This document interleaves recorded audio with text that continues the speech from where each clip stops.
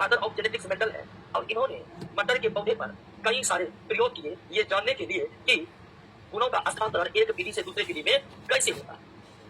तो मेंडल ने मटर के पौधे पर जो प्रयोग किए थे, उन्होंने मटर के पौधे को कई गुण ध्यान में रखकर प्रयोग किए और मेंडल ने मटर के पौधे के सात जोड़ी विपरीत गुण को ध्यान में रखते हुए प्रयोग किए थे। मेंडल ने किस पौधे पर प्रयोग किए थे? मटर के पौधे में यह जानने के लिए कि आखिर गुण एक पीढ़ी से दूसरे पीढ़ी कैसे पहुंचते हैं, किस नियम के तहत पहुंचते हैं। और मटर के पौधे पर जो प्रयोग किए थे, तो मटर के पौधे के साथ जोड़ी विपरीत गुण को ध्यान में रखकर प्रयोग किए और ये सात जोड़ी में थे सबसे पहले पौधों की ऊंचाई जिसमें एक मटर का पौधा लंबा था और एक मटर का पौधा था। मतलब मेंडल ने क्या किया कि एक मटर का पौधा जो क्या था लंबा, एक मटर का पौधा था जो क्या था बौना। फिर लंबा मटर का पौधा और बौना मटर के पौधा के बीच क्रॉस करवाया। क्या करवाया? क्रॉस मतलब आपस में प्रजनन। क्रॉस करवाने का मतलब आपस में प्रजनन, यानी वे लंबा मटर के पौधे का परागकण निकाल कर और बौना मटर के पौधे के फूल में क्या किया? डाल दिया। आप ये तो जानते ही हैं कि पौधे में लैंगिक जनन फूलों के माध्यम से होता है। पौधे में लैंगिक जनन किसके माध्यम से होता है? फूलों के माध्यम से होता है। पौधे में लैंगिक जनन किसके माध्यम से? फूलों के माध्यम से। तो मेंडल ने पहले क्या किया? तो पहले लंबा मटर का पौधा लिया और फिर बौना मटर का पौधा लिया और उसके बीच क्रॉस करवाया, यानी उसके बीच आपस में प्रजनन करवाया। अब फिर अगली पीढ़ी में जो इन दोनों से जो मटर का पौधा हुआ उसका अध्ययन हुए, यानी कि वो ये पता लगाने का कोशिश किया कि लंबे मटर के पौधे और बौने मटर के पौधे के बीच जब क्रॉस होता है तो उनसे जब बीज बनते हैं उस बीज से कैसा मटर का पौधा निकलता है, इसका अध्ययन। फिर उन्होंने मटर के बीज के रंग को लेकर प्रयोग किया। एक ऐसे मटर के पौधे लिए जिसका बीज कैसा था? हरा था, और एक ऐसे मटर के पौधे लिए जिसका बीज पीला था। फिर फूल के बीज को रोशन कर देंगे। फिर तीसरा को लिया बीज के आकार को। फिर किसको लिया? बीज के आकार को, कि फूला हुआ है कि सिकुड़ा हुआ है। एक ऐसे मटर के पौधे लिए जिसके बीज पूरी तरह से क्या थे? फूले हुए थे। एक ऐसे मटर के पौधे लिए जिसके बीज क्या थे? सिकुड़े हुए थे। फिर उन दोनों के बीच क्या किया? क्रॉस करवाया। फिर इसी तरह मेंडल ने मटर के पौधे पर कुल कितने जोड़ी विपरीत लक्षण पर कितने जोड़ी? 7 जोड़ी विपरीत लक्षण। 7 जोड़ी। एक देखिए लंबा बौना एक जोड़ी हुआ, हरा पीला दूसरा जोड़ी हुआ, फूला सिकुड़ा तीसरा जोड़ी हुआ। और इस तरह मेंडल ने कितने जोड़ी विपरीत लक्षण लिए? मेंडल ने जेनेटिक्स को जानने के लिए किस पौधे पर प्रयोग किए? मटर के पौधे पर प्रयोग किए। कुल कितने जोड़ी विपरीत लक्षण पर? कितने जोड़ी विपरीत लक्षण? 7 जोड़ी विपरीत लक्षण पर प्रयोग किए। 7 जोड़ी विपरीत लक्षण पर प्रयोग किए। और वो 7 जोड़ी विपरीत लक्षण कौन कौन थे? पर ये एक बार नोट में 7 जोड़ी के बारे में।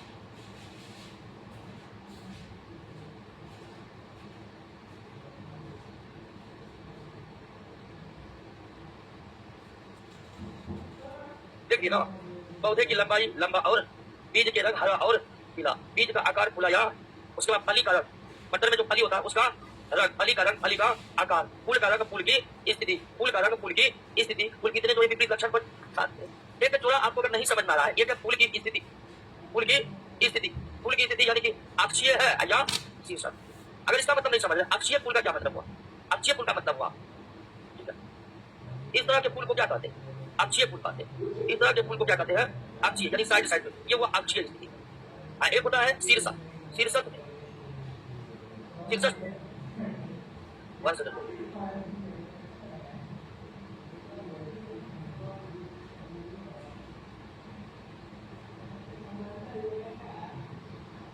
अब देखिए ये फूल की स्थिति क्या है? अक्षीय। और इसका क्या है? यानी शीर्षक, यानी वो मटर के पौधे जिसके फूल टॉप पर खिलते हैं, जिसके फूल टॉप पर खिलते हैं, जिसके फूल टॉप पर यानी शीर्ष पर खिलते हैं। और ऐसे मटर के पौधे जिसके फूल बगल में होते हैं, यह है फूल की अक्षीय स्थिति। अब यह है फूल की शीर्षक स्थिति, यह फूल की शीर्षक स्थिति। यानी एक मटर का पौधा लिया जिसका फूल इस तरह से होते थे, और दूसरा मटर का पौधा लिया जिसका फूल इस तरह से होते थे। फिर दोनों के बीच क्या करवाया? क्रॉस करवाया, यानी आपस में क्या करवाया? प्रजनन करवाया। फिर देखा कि इनसे जो मटर के पौधे होते हैं उसके फूल कैसे होते हैं। तो मेंडल ने अपना सारा प्रयोग कहां पर किया? बागवानी में किया। किस पौधे पर किया? मटर के पौधे पर किया। मटर के पौधे के कितने जोड़े विपरीत गुणों के बीच किया? कितने? 7 जोड़ी विपरीत गुण के। और इन मटर के पौधे के 7 जोड़ी विपरीत गुणों पर जो अपना प्रयोग किए, तो प्रयोग की सबसे बड़ी खासियत ये रही कि वे जिस चीज को जानने के लिए प्रयोग किए, उन्हें उसके बारे में पूरा पता लगा। अर्थात मेंडल अपने प्रयोगों में पूर्ण सफल रहे। वो जिस चीज को जानने के लिए, और उनका यही जानना था कि आखिर गुण एक पीढ़ी से दूसरे पीढ़ी कैसे पहुंचते हैं, यही उन्हें जानना था और उन्हें इसकी जानकारी मिली। अर्थात मेंडल ने मटर के पौधे पर जो प्रयोग किए थे, गुणों के हस्तांतरण की प्रक्रिया को जानने के लिए उन्हें इस प्रयोग में पूर्ण सफलता मिली। उन्हें जेनेटिक्स के सारे कॉन्सेप्ट का पता लग गया। दोस्तों, लग गया। मेंडल अपने प्रयोग में सफल रहे। अब अब आइए दोस्तों हम ये जानते हैं कि मेंडल ने कौन कौन से प्रमुख प्रयोग किए थे। जो प्रयोग किए थे वो तो समझ लिए हैं, लेकिन अब हम मेंडल के प्रयोगों को थोड़ा विस्तार से पढ़ेंगे। लेकिन मेंडल के प्रयोगों से पहले हमें ये भी जानना पड़ेगा कि मेंडल के सफलता के क्या कारण, मेंडल के सफलता के क्या कारण थे।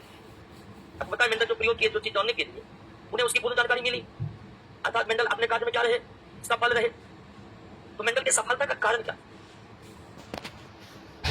मेंडल के सफलता का कारण क्या? मेंडल के सफलता के कई कारण थे, मेंडल के सफलता के कई कारण थे, लेकिन जो सबसे मुख्य कारण था वो ये था कि उन्होंने मटर के पौधा का चयन किया। उन्होंने मटर के पौधा का चयन किया, ये उसके सफलता के सबसे बड़े कारण बने। अब जानते हैं कई सारे पौधे हैं प्रकृति में, केला है, जामुन है, आम है, लीची है, कटहल है, दूब घास है, तमाम तरह के फूल है, लेकिन मेंडल ने सबको छोड़कर किसको लिया, मटर को। और यही उसके सफलता का सबसे बड़ा कारण बने। यकीन मानिए कि संयोग बस अगर मेंडल कोई दूसरा पौधा लेता तो उन्हें इतनी सफलता प्राप्त नहीं होती। मेंडल के सफलता के कई कारण थे, लेकिन उनमें सबसे बड़ा कारण यही रहा कि उन्हें सफलता इसलिए मिली कि उन्होंने अपना सारा प्रयोग मटर के पौधे पर किया। अब हम कहेंगे मटर के पौधे में ऐसा क्या था कि मेंडल ने इसका चयन किया, तो चयन तो मेंडल ने संयोग बस ही किया। लेकिन मेंडल का भाग देखिए, लग देखिए कि मटर के पौधे में 7 जोड़े गुणसूत्र होते हैं। कितने जोड़े? 7 जोड़े गुणसूत्र होते हैं, यानी टोटल 14। जिस तरह मानव के कोशिका में 23 जोड़े गुणसूत्र होते हैं, मटर के पौधे में कितने जोड़े गुणसूत्र? 7 जोड़े गुणसूत्र। और मेंडल ने कितने जोड़े विपरीत गुण पर अपना प्रयोग किए? 7 जोड़ा। तो मेंडल ने मटर के 7 जोड़े विपरीत गुणों को लेकर प्रयोग किए, और मटर में गुणसूत्र भी कितने होते हैं? 7 जोड़े। अब मेंडल ने जो 7 जोड़े विपरीत गुण लिए थे, विपरीत इसलिए कहते हैं कि लंबा, बौना, हरा, पीला, एकदम सब गुण एक दूसरे का अपोजिट। तो 7 जोड़े जो विपरीत गुण को लेकर मेंडल प्रयोग किए थे, हर जोड़ा वाला गुण एक एक जोड़ी गुणसूत्र पर था। एक गुणसूत्र पर एक से अधिक गुण के वाले जीन नहीं। तो मेंडल ने जिन 7 जोड़े गुणों को लेकर, विपरीत गुणों को लेकर प्रयोग कर रहे थे, वो सारे गुण, उस सारे गुणों को उत्पन्न करने वाले जीन अलग अलग जोड़े के गुणसूत्र पर थे। यानी कि 7 जोड़े गुणसूत्र पर मटर के 7 जोड़े गुण वाले जीन मौजूद थे। तो मेंडल के सफलता का सबसे बड़ा कारण यह था कि उन्होंने मटर के पौधा का चयन किया, और जिन 7 जोड़े विपरीत गुण को लेकर वो प्रयोग किए, संयोग बस उस गुण को उत्पन्न करने वाले जीन इसी 7 जोड़े गुणसूत्र पर अलग अलग बसे हुए थे। ये सबसे बड़ा कारण। अब मेंडल ने मटर के पौधे ही क्यों लिए और पौधे क्यों नहीं लिए? अब देखिए कि जब भी हम जेनेटिक्स की अध्ययन करेंगे तो हमें पीढ़ी दर पीढ़ी अध्ययन करना पड़ेगा। यानी एक पीढ़ी को देखे, फिर अगली पीढ़ी को देखे, फिर अगली पीढ़ी को देखे। और अगर हमें पीढ़ी दर पीढ़ी अध्ययन करना है तो एक ऐसा पौधा लेंगे जिसका जीवन काल छोटा होता। अब मान लीजिए कि मेंडल अगर बरगद के पौधे पर प्रयोग करते तो वो चल ही रहा होता क्या? अभी मेंडल का पोता पर पोता सब लगल होता है कि नहीं? तो जेनेटिक्स के प्रयोग के लिए पीढ़ी दर पीढ़ी आने वाले संतानों पर परीक्षण करना पड़ता है। तो मटर के पौधे इसलिए लिए जिसका जीवन काल छोटा था, तुरंत इसकी एक पीढ़ी खत्म हो जाती है, दूसरी पीढ़ी आ जाती है। आप भी जानते हैं मटर 3-4 महीना में खत्म, 3-4 महीने बाद मटर की दूसरा पीढ़ी जन्म लेने के लिए तैयार है। तो मटर का जीवन काल छोटा होता है, मटर के पौधे भी छोटे होते हैं। यही कारण मेंडल ने मटर के पौधे का चयन किया, और यही उसके सफलता का सबसे बड़ा कारण बना। सफलता का दूसरा सबसे बड़ा कारण क्या रहा? सफलता का दूसरा सबसे बड़ा कारण रहा कि मेंडल ने मटर के पौधे के 7 जोड़ी विपरीत गुणों पर अध्ययन किए, लेकिन एक बार में वो एक ही जोड़े विपरीत गुण को देख रहे थे। मेंडल ने मटर के पौधे पर कुल कितने जोड़ी विपरीत लक्षण के भी प्रयोग किए? 7 जोड़ी। लेकिन एक बार में वो केवल कितने पर ध्यान लगा रहे थे? एक जोड़ी पर ही ध्यान लगा रहे थे। लेकिन एक बार प्रयोग किया तो उसमें केवल लंबा और बौना पर ध्यान केंद्रित किए। दूसरी बार प्रयोग किया तो वो केवल बीज के हरा और पीला रंग पर ध्यान केंद्रित किए। तीसरी बार प्रयोग किया तो वो बीज के फूला हुआ और सिकुड़ा हुआ पर ध्यान केंद्रित किए। यानी एक बार में वो केवल एक जोड़े विपरीत गुणों को लेकर ही प्रयोग कर रहे थे। यानी कि सारा गुण को एक साथ देख रहे थे। वो एक बार में केवल एक जोड़ी विपरीत गुणों का ही अध्ययन वो कर रहे थे। ये भी मेंडल के सफलता का एक दूसरा प्रमुख कारण बना। लेकिन सबसे बड़ा कारण तो यही है दोस्तों कि मेंडल को सफलता इसलिए मिली कि मेंडल ने मटर के पौधे पर अपना प्रयोग किया। मेंडल ने मटर के पौधे पर अपना प्रयोग किया। बात समझ में? अब हम पढ़ेंगे मेंडल का पहला प्रयोग, जिसका नाम है मोनोहाइब्रिड क्रॉस। मेंडल का पहला प्रयोग मोनोहाइब्रिड क्रॉस। Monohybrid cross. अब मोनोहाइब्रिड क्रॉस क्या? मेंडल ने मटर के पौधे लंबा और बौना, मेंडल ने लंबा और बौना मटर के पौधे के बीच जो क्रॉस करवाया उसी का नाम क्या है? मोनोहाइब्रिड। लंबे मटर के पौधे और बौने मटर के पौधे के बीच जो क्रॉस करवाया गया उसे किस नाम से जाना गया? मोनोहाइब्रिड क्रॉस के नाम से जाना गया। या एक जोड़ी विपरीत लक्षण के बीच होने वाले क्रॉस को क्या कहते हैं? मोनोहाइब्रिड क्रॉस कहते हैं। मटर के एक जोड़ी विपरीत लक्षण के बीच होने वाले क्रॉस को मोनोहाइब्रिड क्रॉस कहते हैं। या मेंडल ने लंबे और बौने मटर के पौधे के बीच जो क्रॉस करवाया उसे क्या कहते हैं? मोनोहाइब्रिड क्रॉस कहते हैं। समझ लेना। अब देखिए कि मटर का लंबा होना या मटर का बौना होना, मटर का एक ही गुण है और उस गुण को क्या कहेंगे? उस गुण को क्या कहेंगे? ऊंचाई। एक मटर का पौधा लंबा है, एक मटर का पौधा बौना है। ये दोनों अलग अलग लक्षण नहीं है, ये बल्कि एक ही लक्षण के दो अलग अलग स्थिति है, पोजीशन है। अब इन दोनों को हम ये बोल सकते हैं कि नहीं, मटर कितना ऊंचा है, मटर बहुत ऊंचा है, मतलब मटर कितना ऊंचा है, मटर बहुत कम ऊंचा है, यानी कि ये दोनों अलग अलग लक्षण नहीं है, एक ही लक्षण है। अर्थात ये दोनों अलग अलग गुण नहीं है, एक ही गुण के दो रूप है। जैसे मटर के पौधे में एक गुण यानी और उसके दो अलग अलग स्वरूप। तो एक परिभाषा मोनोहाइब्रिड क्रॉस का ये भी होता है कि एक इकाई लक्षणों के बीच होने वाले क्रॉस को क्या कहते हैं? एक जोड़ी विपरीत लक्षणों के बीच होने वाले क्रॉस को मोनोहाइब्रिड क्रॉस। मटर के लंबे और बौने पौधे के बीच होने वाले क्रॉस को, एक इकाई लक्षण के बीच होने वाले क्रॉस को, तो मोनोहाइब्रिड क्रॉस को आप जैसे कई तरह से परिभाषित कर सकते हैं। मेंडल ने लंबे मटर के पौधे और बौने मटर के पौधे के बीच जो क्रॉस करवाया उसे क्या कहते हैं? Monohybrid cross. मेंडल ने एक जोड़ी विपरीत लक्षणों के बीच जो क्रॉस करवाया उसे क्या कहते हैं? Monohybrid cross. मेंडल ने एक इकाई लक्षणों के आधार पर जो क्रॉस करवाया उसे क्या कहते हैं? और एक इकाई लक्षणों के आधार पर क्रॉस कराने का मतलब कि वो लक्षण हम किसकी बात कर रहे हैं? तो मेंडल के मोनोहाइब्रिड क्रॉस को आप एक नहीं कितने तरह से परिभाषित किए? 3। याद हो गया ना? अब ये तो क्लियर हो गया कि मोनोहाइब्रिड क्रॉस आखिर है क्या। क्रॉस का मतलब समझ रहे ना? आपस में प्रजनन, यानी एक लंबा मटर का पौधा लिया, एक बौना लिया, और फिर उनके फूलों के बीच आपस में प्रजनन करवाए। अब मेंडल ने जो मोनोहाइब्रिड क्रॉस किया, मेंडल ने जो मोनोहाइब्रिड क्रॉस किया यानी लंबा और बौना मटर के पौधा के बीच जो क्रॉस किया, इसके क्या परिणाम निकले? आइए इसको समझते हैं।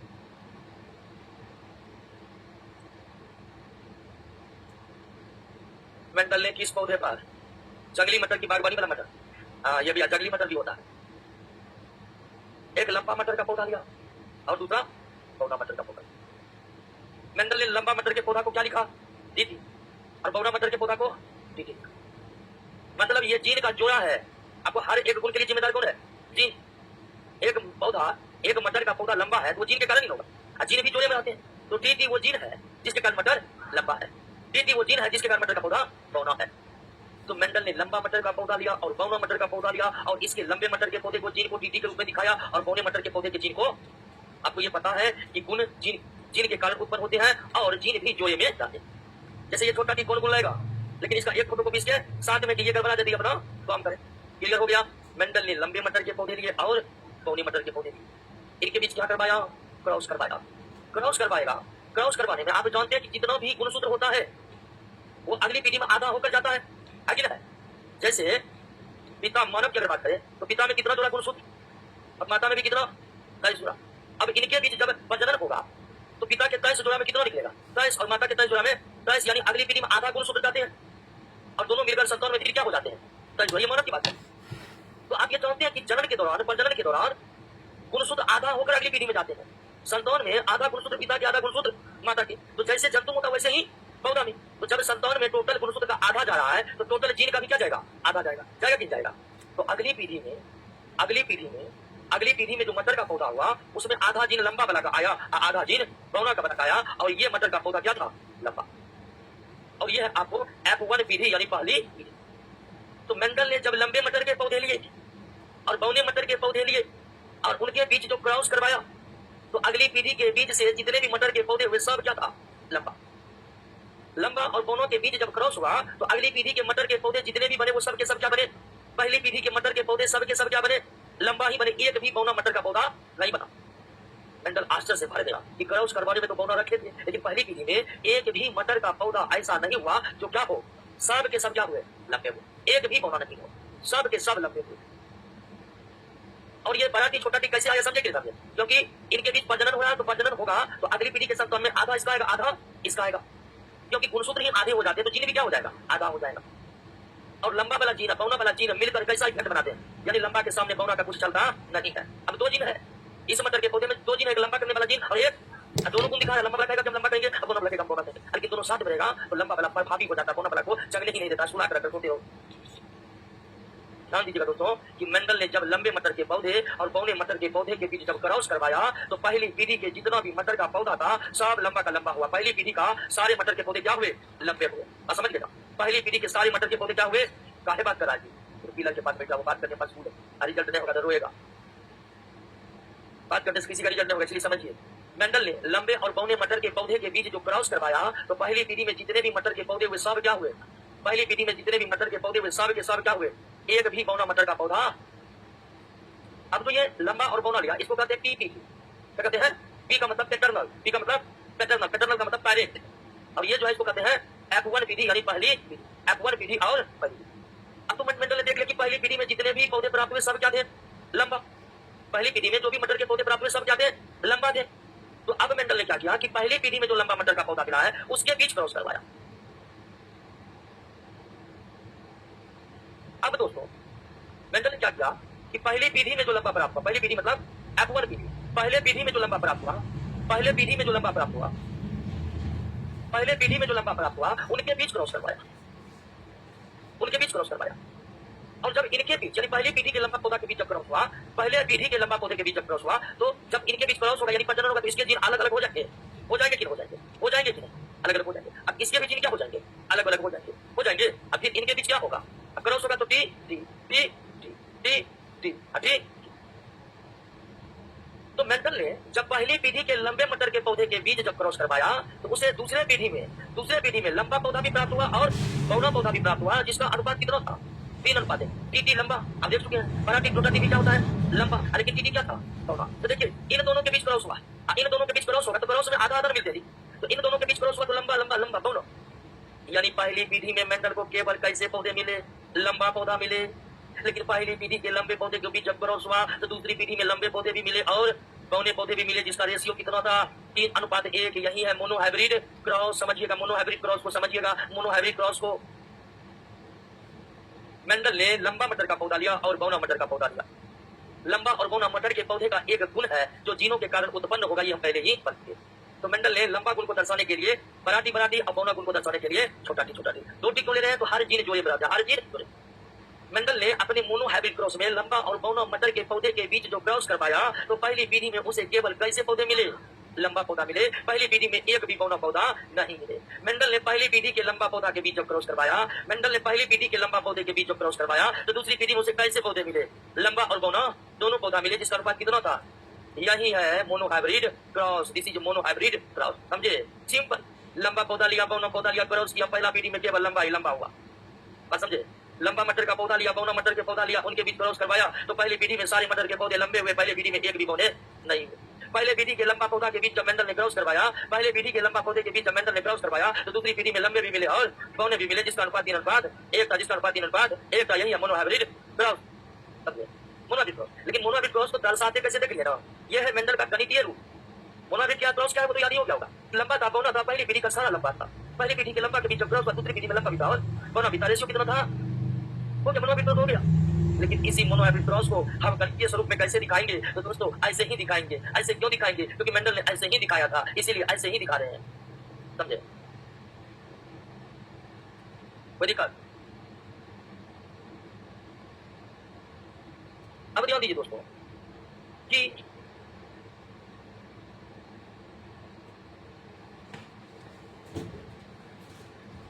फेनोटाइप रेशियो और जीनोटाइप रेशियो, फेनोटाइप रेशियो और जीनोटाइप रेशियो, फेनोटाइप रेशियो और जीनोटाइप रेशियो। एक क्वेश्चन आ रहा है कि पहली विधि और दूसरी विधि में लंबा और बौना को टी से ही दर्शाया क्यों जाता? पहली विधि दूसरी विधि।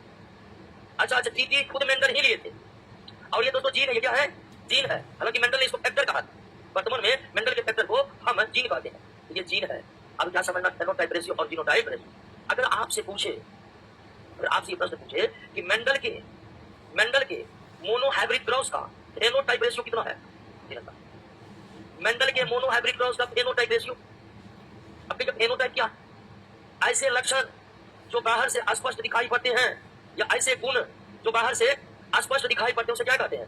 फेनोटाइप कहते हैं। ऐसे गुण जो बाहर से अस्पष्ट दिखते हैं उसे क्या कहते हैं? फेनोटाइप। एक मटर का पौधा लंबा है, एक मटर का पौधा बौना है, ये बाहर से दिखेगा कि दिखेगा कि काला है, गोरा है, बाहर से दिखेगा कि दिखेगा? बाल सीधे घुंघराले हैं, बाहर से दिखेगा ना। तो वे सारे गुण जो बाहर से दिखते हैं उसे हम क्या कहते हैं? फेनोटाइप। अब वे गुण जो बाहर से नहीं दिखते हैं उसे क्या कहेंगे? जीनोटाइप। एक व्यक्ति को हीमोफोलिया है देख कर कह दीजिएगा, एक व्यक्ति को कलर ब्लाइंडनेस है देख कर कह दीजिएगा, जबकि वो भी एक गुण ही है जिसका कारण जीन है। तो ऐसे सारे गुण जो बाहर से स्पष्ट दिखते हैं उसे क्या कहते हैं? फेनोटाइप। बाहर से जो दिखता है फेनोटाइप, जो बाहर से नहीं दिखता है फेनोटाइप। तो मेंडल के मोनोहाइब्रिड क्रॉस का फेनोटाइप रेशियो कितना? यानी 3 लंबा 1 बौना, ये क्या है?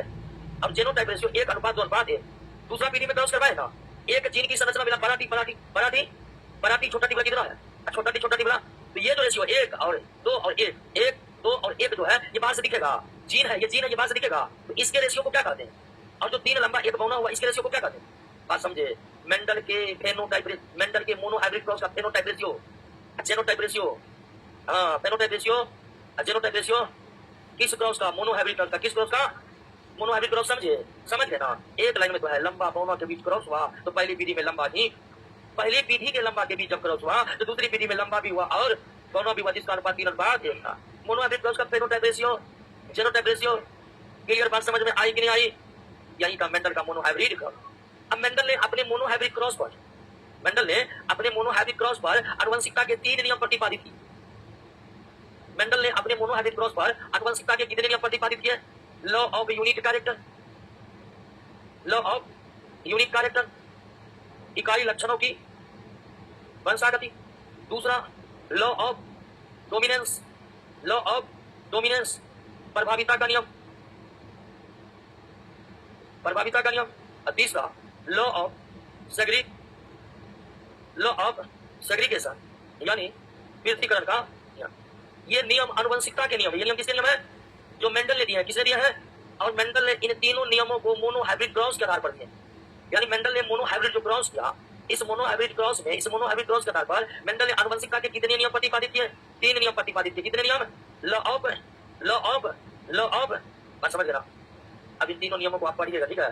इन तीनों नियमों को पढ़िएगा और पता लगाइए कि नियम क्या है। नहीं समझिएगा तो अब कल समझाएंगे। ओके, अब मोनोहाइब्रिड क्रॉस के बाद हम पढ़ेंगे डायहाइब्रिड क्रॉस। पढ़ेंगे तो कल डायहाइब्रिड क्रॉस को भी रट के आइएगा और तीनों नियमों को भी पढ़कर आइएगा। बैठे रहिए, ठीक है दोस्तों, मिलते हैं कल के क्लास में। बैठे रहिए, कोई जगह पर लगा नहीं।